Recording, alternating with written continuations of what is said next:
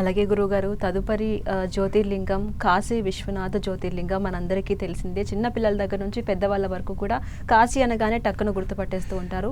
ఇక్కడ స్వయంగా శివుడే ఈ క్షేత్రాన్ని పరిరక్షిస్తుంటారు అని చెప్పేసి భక్తులు నమ్ముతూ ఉంటారు. ఈ క్షేత్రం యొక్క విశిష్టత ఏంటి? ఇక్కడ పూజా కార్యక్రమాలు ఏ విధంగా జరుగుతాయి?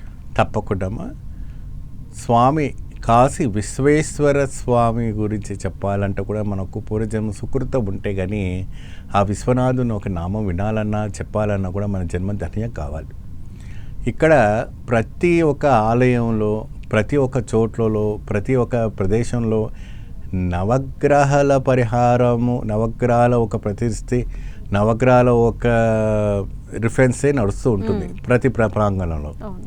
కానీ కాశీలో వచ్చేసి నవకాలభైరవుడు మాత్రమే నడుస్తుంది.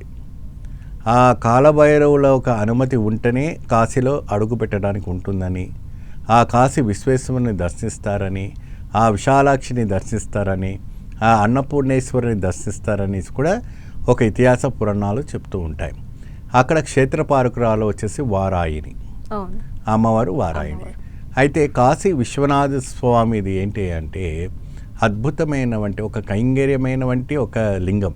ఆ లింగం ఎటువంటిది అంటే ఆ ఒక్క లింగాన్ని దర్శించుకుంటే 12 జ్యోతిర్లింగాలు దర్శించుకున్నటువంటి ఒక యోగదాయకం రావటం అనేది జరుగుతుంది.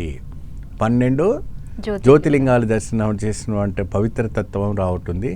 అష్టైశ్వర్య భోగదాయకలు రావటం అనేది జరుగుతుంది. ఇక్కడ 5 రకాలమైనటువంటి హారతి ఇస్తూ ఉంటారమ్మా. ఉదయాన్నే శృంగారం హారతి అని అంటారు, తర్వాత సుప్రభాత హారతి అంటారు, మళ్ళీ మధ్యాహ్నం భోగ్ హారతి అంటారు, సాయంత్రం సప్త ఋషి హారతి అంటారు, రాత్రి కూడాను 9ంటికి వచ్చేసి భోగ్ హారతి అని అంటుంటారు. భోగ్ హారతి అంటే స్వామివారికి నివేదన పెట్టేటువంటి హారతి అనేది భోగ్ హారతి. ఈ హారతి అన్ని చేసిన తర్వాత లాస్ట్కి శయన హారతి.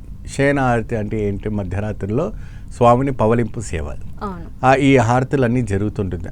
ఆ సాయంత్రము సప్త ఋషుల హారతి అంటే సప్త గోత్రాల్లో ఉన్నవంటి ఆ ఋషి గోత్రాలు 7 గోత్రాలు ఉన్నవంటి ఋషులు పండితులు వచ్చేసి దాని అక్కడ హారతి ఇస్తూ ఉంటారు.